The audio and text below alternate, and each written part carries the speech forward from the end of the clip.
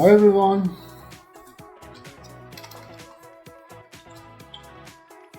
let's start the Spring.io, the Spring Initializer that gives you anything you need for your project implementation. In fact, it is going to initialize your plain application. As you're seeing, everything is so simple and understandable. You can adjust anything you need. At the top left, subtitle project refers to the builder of your project, Maven or Gerrido. And you can explore, you can click on the explore to see your builder file. I use Maven and my builder file is an XML file from XML. Beside this language, you can select your language. Java is my language, my favorite language. Below is the Spring Boot, the version of the Spring Boot you are going to use in your application. A snapshot refers to the, and it means this version is under development. It may be not stable. So I recommend use of 3.5.4 version that is stable for you. Below is project metadata and gives some information about your domain, the name of your application, descriptions you are going to use, and the package name, and the packaging that is outlet of your project. In fact, .xml refers to the domain of Spring group. You can use your own domain. Because this is a tutorial project, I use the default. Artifact is the name of your application for me. Bootstore, and description is optional. I'm going to give something about it. This is a project created by Spring Boot. Okay.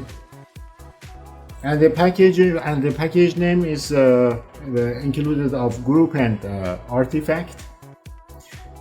And my outlet is going to be a jar file, Java archive file. The version of Java is 21 for me.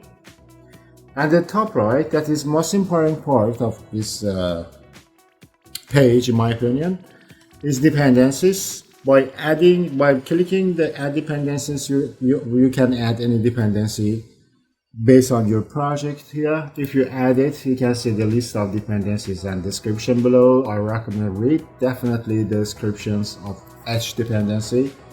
And in my project, I'm going to use the web Spring. As you are saying, Spring Web. We have web including RESTful. Application using Spring University uses Apache Tomcat as a default embedded container. Yes, I click on it and everything I add is added on the below. Another dependency is JPA, dealing with database, and as the database I'm going to use is MySQL, I add the driver of MySQL and H2 and embedded database. And as I'm going to add AI in my project, and particularly and obviously ChatGPT, I use the OpenAI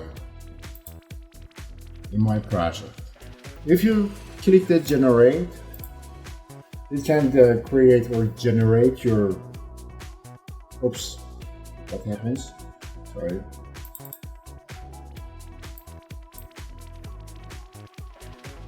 Okay.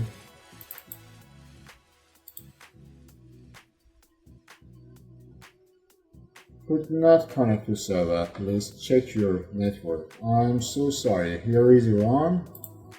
Welcome to the Iran. We have problem in connecting to the server. But if you click the generate, the outlet is a zip file. You can extract it very simply in your project. And there are